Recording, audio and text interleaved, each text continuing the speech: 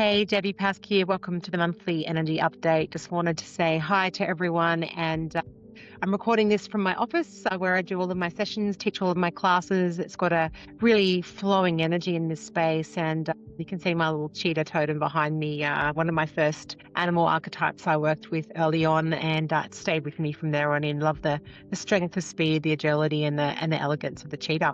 So I wanted to talk to you guys about this concept of, do you know your own technology? So we talk about technology all of the time, our computers, our phones, but our most incredible technology is within us, our spirit within us. And if it's a bit like a, powerful, stupidly great car, like let's talk about, traditional cars that people tend to rave on about, or your Ferrari or your Lamborghini or your top sort of range of car. You have that within you. And if you don't know how to operate, it's like having, keys to a Ferrari when you're a toddler and you don't know how to drive it. And that's kind of what this whole life is about, right? Is to learn how to drive your own car or to utilize your own technology. And it is a frequency and an energy. And the more that we can do that, the more that we can operate our own technology, the more powerful we become. So that's the theme for today. And a couple of minutes in, I'm going to talk about some tips to really, make sure you've got some of the daily practices that help you to run your own technology and to learn it and to evolve with it.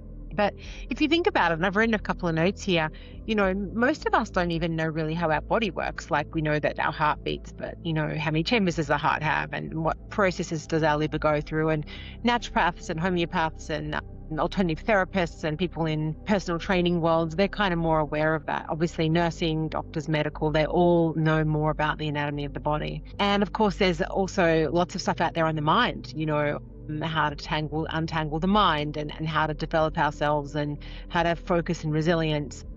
There's a lot of science around the mind in terms of neurology and neural pathways. But a lot of us haven't really deep dive into the spirit. And certainly it wasn't a school curriculum. It wasn't taught, growing up. It wasn't taught to me in my workplaces around this kind of understanding and awareness of how our energy flows and how our spirit flows. And I think building that and understanding the awareness and the wisdom and then how to transact that in our everyday world.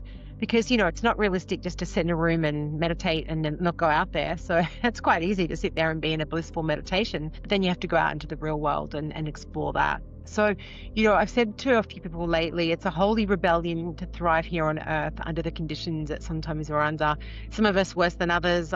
But if you think about the toxicity in our environment and our food and the stress and, humans living in close proximity and the arguments that happen both at a local and a global level, it is a holy rebellion here to thrive. So how do we do that in the best way? Well, firstly, in my mind, if you don't understand this technology that you have, this spirit, this blueprint, this awareness, if you don't understand that and don't know how to utilize it, then you're playing with half your toolbox. So here's my top 3 tips. The first one I've said here, take moments to sense energy. So, you know what I'm talking about, right? Like, what's the difference between the interaction you have with your dog versus your boss versus your partner versus your kids versus your siblings versus your parents? Like, different people and different spaces have different energy.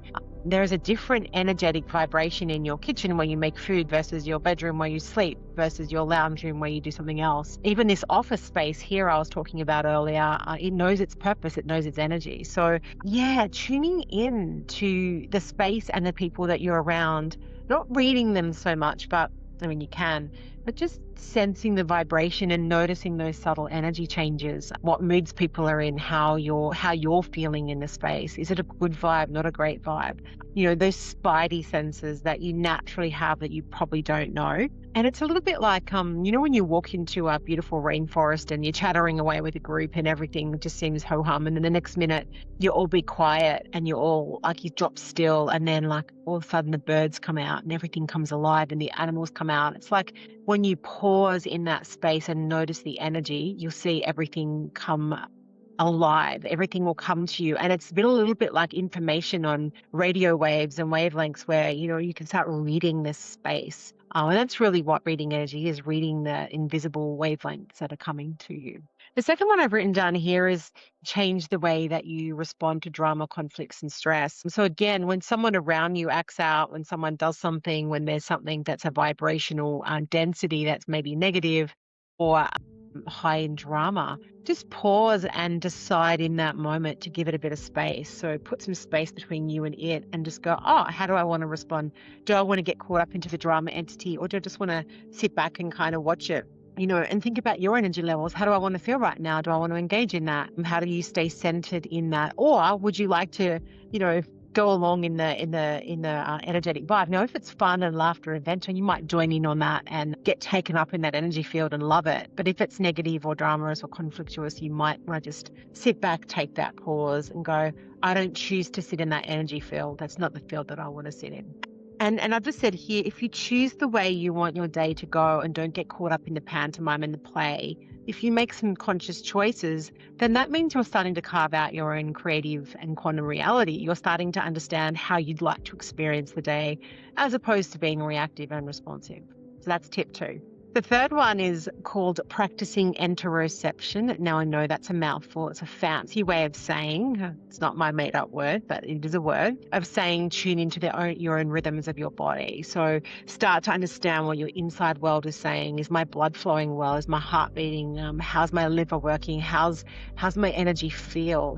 Is there any pain and tension in my body? Where is it coming from? Who's it from? And that awareness, I've just said, that circuitry that you have, what's it doing in there? And at first you might get nothing, or you might just get a little bit of a tingle. But once you start to kind of connect into it, you're going to start to realize that if you pause, you drop and you feel, you'll start to understand your technology better, your energy body, what it's doing, how it's responding.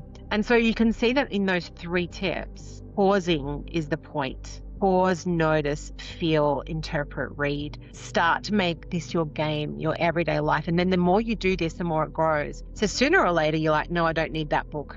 Yes, I do want that invite. No, I don't want that job. Yes, that person's good for me. You start to actually have a benchmark of how you interact and transact with other people in this world of energy. And so it is a game of pauses. So what that means is, your practices and how you get into this is really important, which is sort of why, and this is the last point for this update, is we have thought long and hard as an organization about how people stay connected to energy, how people work on themselves. And we realize that, in religions, they have churches, in fitness industries, they have gyms, there's meditation classes, there's also all those kinds of things that people do to stay in a container to feel connected and well. And we thought about what really does help you understand your technology, your blueprint. How do you stay connected to the field? How do you keep developing yourself as a spiritual being? Which is why we've launched the Spiritual Gym, which is our version of an online gym class, but instead of spin classes and weightlifting in the physical, they're all about doing your heavy lifting in the spiritual world. And they're designed to be, beautiful bite-sized chunks of experiences that you can come along and develop your spiritual self. And that was really why we started developing that. And we've had this in the wings for some time, and we thought it was a good time to get it out there. So I might see at one of those classes. We do have somatic classes, which does those interoception journeys and a whole lot more. So hope to see you there. But until then, practice your pauses, start reading energy, make it a game, and realize that it's probably one of the most important skills you'll ever need and use in your life. Thanks for listening.